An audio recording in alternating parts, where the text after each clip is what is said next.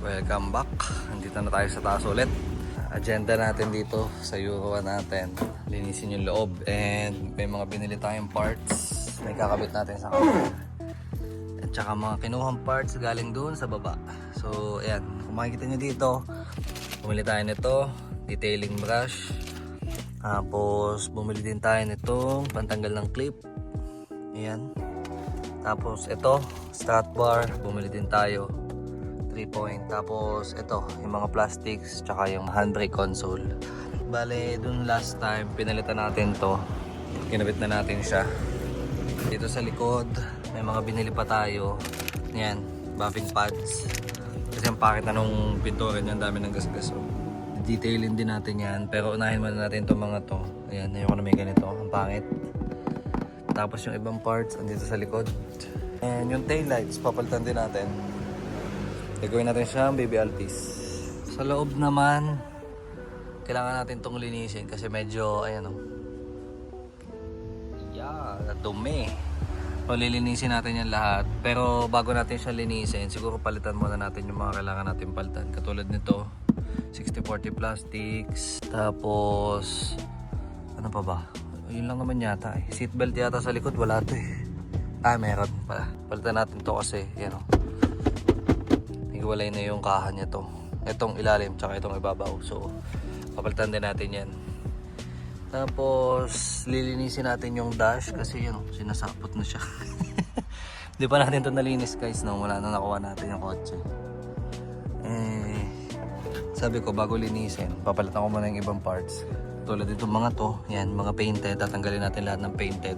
Tapos babalik natin siya sa stock. Tingin ko naman mas okay yung unpainted na original color kaysa sa painted. Bago natin to simulan, siguro unahin ko muna basahanin yung gilid kasi ang dumi. Yun o, inaamag na. Medyo may experience naman tayo pag di-detail. So tayo na lang gagawa niyan. Tsaka mahal din magpa-detail and wala tayong budget para doon. Kasi ito, ayan, kukompletohin natin yung mga bolts niyan. Tapos sa engine bay, ito yung engine bay natin ngayon. Nalinis na natin yan ng konti. Kumuha tayo ng fittings ng easy lines. Then yung preno natin, na-bleed na din natin. Hindi pa lang natin nasisimulan yung under chassis, no? Saka nasiguro kapag isasampa na yung makina. Pero yan, yung itsura niya ngayon. Itong harness, kinuha din natin sa baba. Kasi kino-compare ko siya doon sa harness na nakakabit dito sa kotse. And tingin ko naman, parang parehas lang sila. Hindi na natin kailangan magpare-harness. Sasampa lang natin yan, tapos sana umandar na, no? Simulan muna natin tong loob. Linisin natin kasi ang kapal talaga ng amag niya. Bumili din pala tayo nitong basahan, no? Mr. DIY yan. Subok ko na to. Kami ko na nalinis gamit itong mga basahan na to. Kahit kapag nagdi-detail tayo ng pintura, ito din ginagamit natin basahan. Ito pala yung degreaser natin. Hindi ko alam kung kaya ito ng punas lang eh. Pero babaran muna natin siya ng konti. Uy, nalinis siya ng ilang punas lang. Actually, ito lang naman yung medyo malalang part dito, no? Yung dashboard. Babaran lang natin yan ng konti. Sana maubos lahat, no? Punas lang muna. Tapos baka mamaya natin siya bibrush. O baka hindi natin siya matapos, no? Punta tayo sa kabila. Yan. Iwan din tayo ng bukas na pinto. Kasi Delix yan. Punas-punas lang muna. Para medyo luminis. Spray lang tayo. Babad muna. Yung gauge nito hindi ko alam kung gumagana. Tignan na lang natin kapag pinaandar na. Dumi, no? Babaran lang muna ng babadan. Then saka natin siya linisin ng todo kapag paandarin na natin. Hindi ko alam kung kailan masasampa yung makina nito, no? Yun muna yung gagawin natin. Maglinis. Kasi yun lang naman yung magagawa natin sa ngayon. Hugutin din natin to. Tapos papalitan natin to. Simulan na natin magpalit habang may time tayo. Kasi dun sa baba, tinatapos na yung libin. Pag natapos yung latero nun, dire-diretso na yun. Plano natin na siyang mapa-under na. Ito, actually may bumibili nito sa atin. Hindi ko alam kung ibebenta natin or ikikip. Kasi sayang naman, di ba? May makina na tayo, pa-under na lang. Yun nga lang, hindi natin siya mabubuo ng sagad-sagad, no? Ang mahalaga, may nagagamit tayong kotse. Sa ngayon kasi wala guys, no? Kasi diba, binenta natin si Blue. Tsaka pinarts out natin yung 111 natin na pan daily, which is yung green. Nung pinarts out natin yun, wala na tayong ginagamit na kotse. Yung kay Mrs. na lang, no? And hindi naman akin yun. Ang kotse ka talaga ay si Blue. Tsaka ito, mga lumang kotse. Ito kasing hilig natin, no? Hindi tayo mahilig sa brand new. Kaya napili ko platform is itong AE111. Masaya naman ako sa platform na napili ko kasi masaya siya gamitin, no? Iba yung feeling na ikaw yung bumubuo ng kotse mo. Tulad ng ginagawa natin ngayon. Tayo yung bumubuo halos from scratch. Sa Hilux, madami tayong plans doon. Hindi ko pwedeng galawin yung Hilux hanggat walang umaandar dito sa mga projects natin kasi wala tayong gagamitin. Hindi ko naman kailangan ng sasakyan na maganda. Ang mahalaga sa akin, sasakyan na gusto ko talaga. Before ako kumuha ng AE111, which is yun nga, si Blue. Si Blue yung first car natin, no? Ilang beses tayong nagtanong, double check, triple check ng mga brand new na sasakyan. Naisip ko na parang hindi siya para sa akin. Hindi tayo tumuloy kumuha ng brand new kahit kaya naman nating kumuha, di ba? Parang mawawala yung thrill ng pagkokotse kung modelo yung kukunin natin.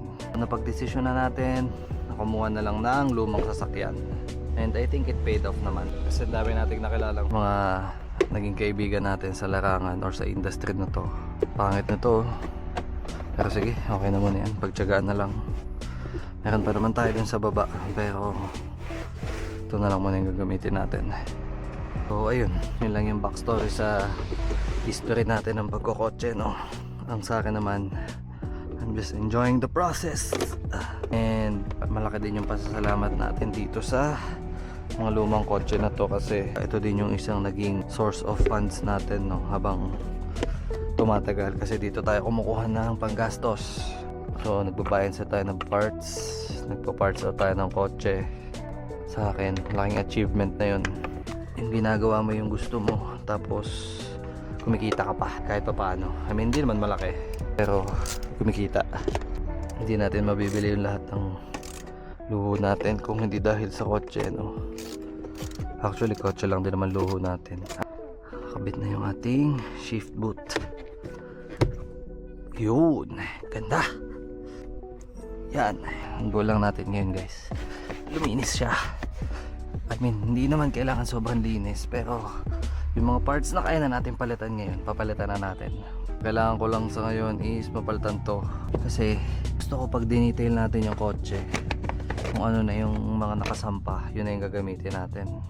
Tulad nito, and titignan din pala natin yung electricals nito, no? Diba? Nagkakakulay na yung ating kotse. Konti-konting linis lang. Yung dash natin medyo okay pa naman, medyo fresh pa naman siya.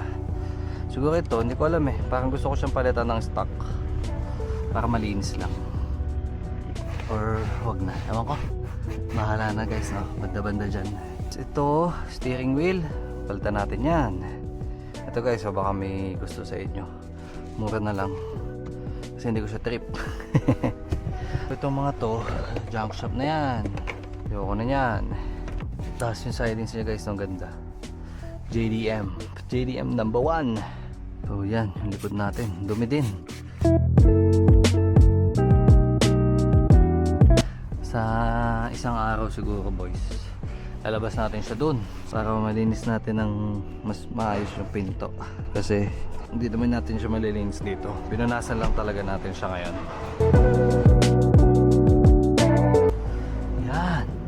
Kahit pa paano, luminis-linis.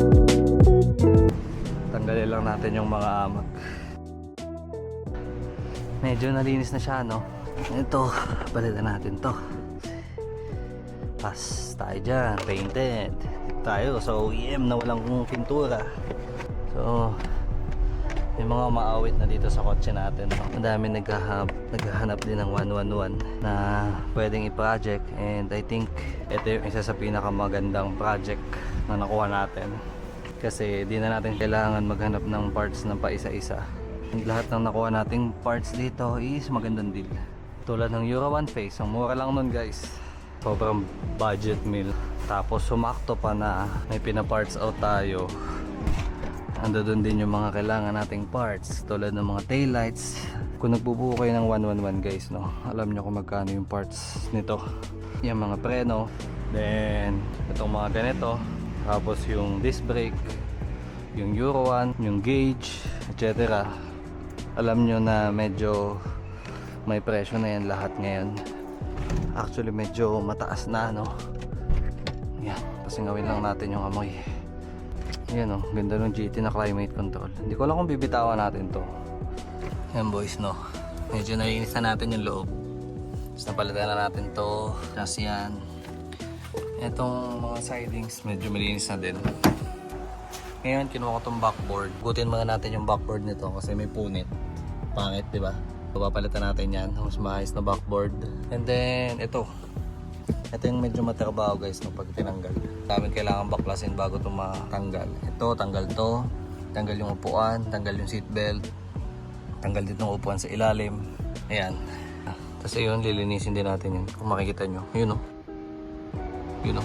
Dumi. And yung ibang parts nalagay muna natin dito sa likod. Then, ayan. Taillight, papalitan natin. Kailangan natin pang baby Altis. Yun daw yung pang Euro. Pero hindi ko sure kasi ngayon lang ako mag-Euro. Pero sa loob guys, no, medyo malinis na siya. Tsaka maganda-ganda na siya tignan. Wala na din yung amoy niya kanina. Tapos ito, yung mga bolts na yan, yung mga screws na yan. Babalik natin yan lahat sa original. Medyo may pagkamaselan tayo pagdating sa bolts. Bumibili pa ako ng isang set ng bolts, no, para lang mabuo yung kotse na maayos. Ganun yung ginawa natin kay Blue. Bumili tayo ng isang set ng bolts para lahat ng bolts na ginamit natin doon OEM. Hukutin muna natin tong backboard. Medyo mainit, no? Init dito. Hop, di ba? Tanggal agad. Ito din. Ito, linisin din natin to bago natin siya ibalik. Dito tayo sa kabila.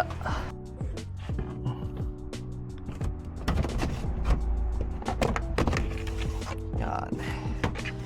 Alam ko yung sa isa nating 111, malinis na yun eh. Kasi yung kotse na yun, dinetail natin yung loob. Pag kumukuha ako ng kotse guys, unang-una kong ginagawa doon is dinidetail ko. Kasi hindi ko alam yung history ng kotse. And since matanda na yan, madumi na yung kalamnan yan sa malamang. So dito naman, ganun din gagawin natin. Dinidetail natin. Tapos kabit natin itong backboard. Actually hindi pa to detail eh. Linis pa lang to. Then, iwan to kaya pala ayaw pumasok. Yan. Pasok na yan. Pasok na yan. Yun. Shoot. Yan. Hindi muna natin ito i-mount. Tapos ito tatanggalin to para matanggal to. Simulan na nga natin. Sige. Yan. Tanggal. Sa iwa naman.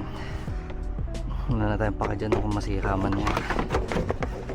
Kasi sira na din. Ayan guys, no. All that work for this shit.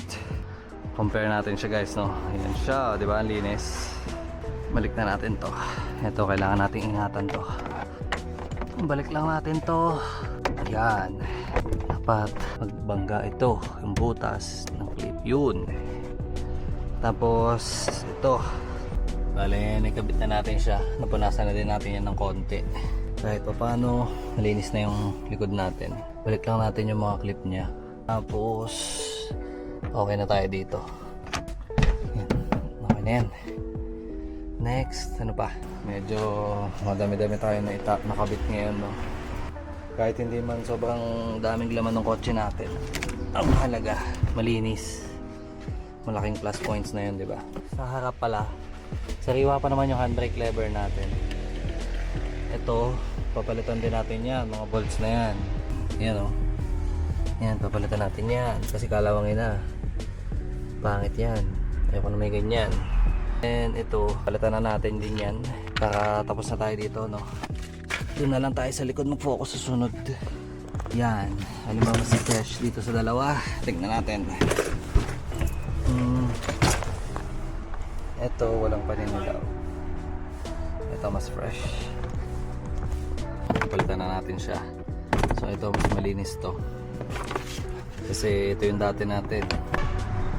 Ayan. Sariwa naman yung mga sidings natin.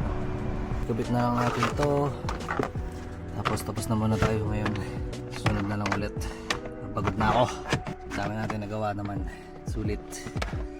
Tapos yung libin natin guys, no? Bigyan ko na lang kayo ng update doon. Kasi plano na namin tapusin this week. Yung chassis niya. Natapos yung chassis noon, pwede na natin simulan yung mga kailangan natin gawin sa kotse na yun. Mahaba-habang project to parehas. Sana kayanin pa ng ating hours. Ito nga pala, may foot lamps pa pala dito. Hindi ko alam kung gumagana to, pero check na lang natin. Ito, ano to? Hindi ko alam kung saan to eh. Pasok na lang natin yung dyan. Yung sa electrical naman ito guys, saka na natin gagawin yan. Tapos ayan, ito pa pala, ayusin din natin itong mga to. Mga clips. Parang mga wala na siyang clip eh. Ayan, yun nalaglag na. So, palitan natin lahat ng clips. Ayan, kumakalog yung sidings natin. Ayusin natin yan lahat, no? Isa-isa lang. Mahina ang kalaban. Yung madaming baklase na ikabit na natin. Katulad nito, medyo madami talaga itong tinatanggal. Ayan, nakakapagod yan. Tapos yung backboard, ganun din. Yung seatbelt, nag-isipan ko pa kung papalitan natin. Pero sayang naman kasi kung di ba? Sayang naman yung mga sariwa natin parts. Ayan o, ito yung itsura ng kotse natin ngayon. Linis natin itong dashboard. Ayan o, linis na yan. Tapos yung sidings natin, ito, pumapalakpak. Lisin din natin yan. Dami pa tayo dyang clips, try natin palitan ng clips. And then may mga nakalabit tayo ditong wire. Siguro saka na natin to ayusin. Kasi itong mga wires na to, madali naman tong i-trace. Ito naman foot lamps lang to eh. Sana gumagana pa no. Tapos ito, hindi ko din alam yan. Bubuksan natin tong ilalim. Bubuksan pala talaga natin siya kasi dyan nakalagay yung ECU. Buksan natin yan, tapos tignan natin yung electrical sa ilalim. Kahit pa paano guys, nalinis natin. Hindi na siya dugyutin. Ang dami-dami pa tayong lilinisin. And ayun, kumpletuhin lang natin yung interior nito bago natin simulan yung makina, no? Yun lang muna yung video natin ngayon. Hanggang sa susunod na lang ulit guys. Thank you. Peace out.